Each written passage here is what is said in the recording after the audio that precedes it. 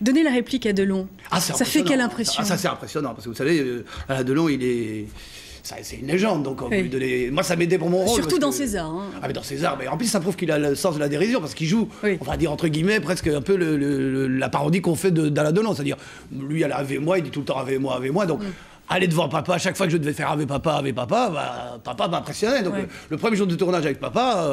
Il y a du Louis de Funès chez vous. Oui, beaucoup. Oui, c'est-à-dire les rôles déjantés comme ça, vous j'adore, mais j'adore les gens très nerveux, très énervés, qui sont maladroits, qui sont faux cul, parce que j'ai tous les défauts dans ce film. Hein, mais je ne tue pas mon père, hein, j'échoue quand même. Hein. Mais oui, j'adore. De toute façon, j'ai une passion pour Louis de Funès, c'est pour son rythme, sa vitesse de jeu et tout ça. Je le revendique haut la main, vraiment. Ouais. Il y a autre chose que vous revendiquez, c'est votre anxiété. Alors là, vous entrez dans une période de promotion du film. Oui, là, j'ai terminé. Je ne vous cache pas que c'est mon dernier plateau télé de toutes mes promos. Donc, je suis ravi de le faire avec vous. Oui, d'accord. Mais justement, est-ce que c'est un moment difficile, ça, cette promo? La promotion, c'est dur parce qu'en fait, je veux d'ailleurs m'excuser près de tous les spectateurs parce que j'ai un petit peu monopolisé le PAF.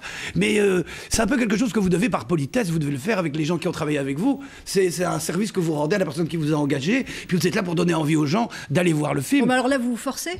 Je ne me force pas, je le fais du mieux que je peux, je défends le film, je dis aux gens, allez le voir, c'est un très grand film. Pour moi, c'est un grand film de spectacle. Je suis là pour le défendre, parce que je l'ai accepté au scénario, parce que j'ai aimé l'interpréter, et je suis heureux de dire aux gens, prenez autant de plaisir que moi à aller le voir.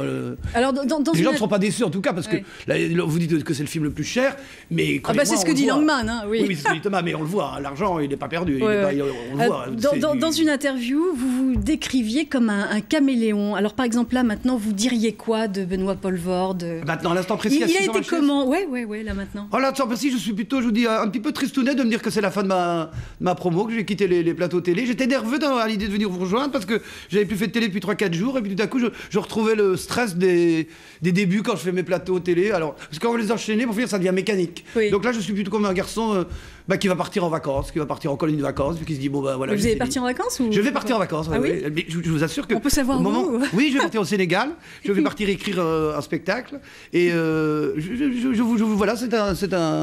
Une dernière question, Benoît Poelvoorde.